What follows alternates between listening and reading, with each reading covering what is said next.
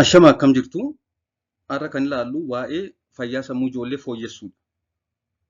Maatiin yeroo hedduu waa'ee nyaata daa'immanii, waa'ee soorata isaanii, waan isaan nyaatanii dhugan, waa'ee barnoota isaanii yeroo yaaddanii dhiphatan ni mul'atu.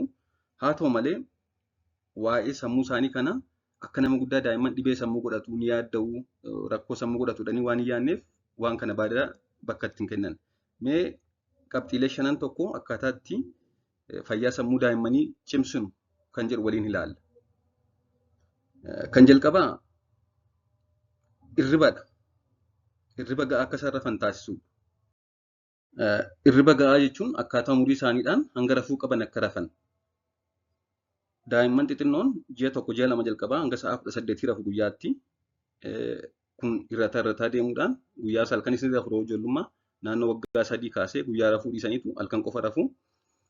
Irriba ga'aa argachuu qabu jechuudha akkaataa umurii isaanii. Maatiif garuu ijoollee raffisuun hojii guddaadha. Ijoolleen tokko dafanii yeroo rafuu fedhan dafanii rafanii amala dhabuu ni bo'u. Irriba raffisuun hojii guddaa ta'uu danda'a.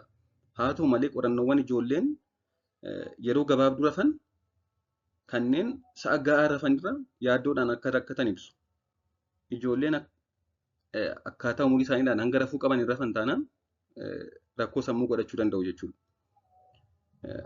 Qorannoowwan ijoollee 1,100 ol ta'an irratti hojjetame tokko akka agarsiisutti kanneen umuriin isaanii waggaa 5 hanga 15 jiran yoo irriba ga'aa hin rafan ta'e yookaan ijoolleen irriba ga'aa hin rafne jireenya isaanii keessatti yaaddoo akka qabaatan ni himu. Ijoolleen egaa umurii waggaa 5 booda guyyaatti yoo xiqqaate sa'aatii 9 rafuu qabu. Wantoota fayyaa sammuuf baay'ee murteessoo ta'an daa'imaafis nama guddaafis irribadha jechuudha. Inni lammaffaan muuziqaadha. Yeroo muuziqaa dhaggeeffatan keemikaalii doopaamiin jedhamu kan miira gaarii akka nutti dhaga'amu taasisu ni oomishama.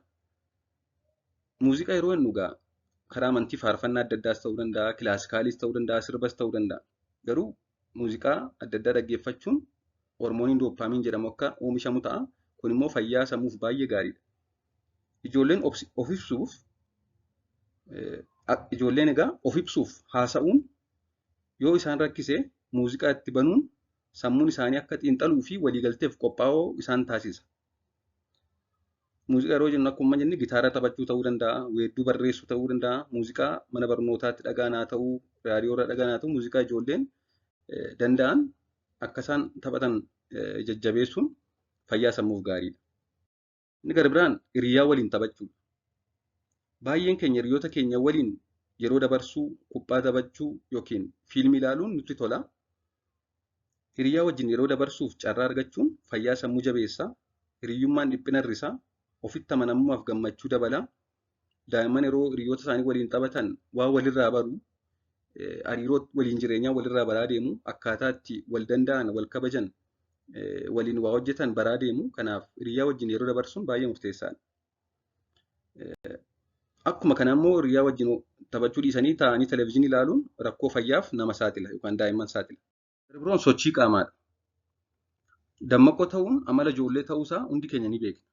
Ijoolleen rakkoo fayyaa hin qabaatiin, hin beela'in, hin dadhabin, dhukkubsatiin malee fiiganii taphachuun hojii isaaniiti.